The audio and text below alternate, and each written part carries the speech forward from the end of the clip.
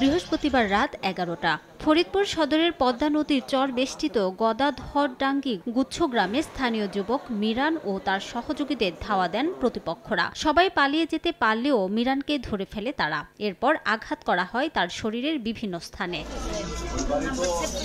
শুক্রবার সকালে তাকে উদ্ধার করে ফরিদপুর মেডিকেল কলেজ হাসপাতালে নেওয়া হলেও বাঁচানো যায়নি। পরিবারের দাবি, দীর্ঘদিন ধরে স্থানীয় চেয়ারম্যান ওমর ফারুকের লোকজনের সঙ্গে মিরানের বিরোধ চলছিল।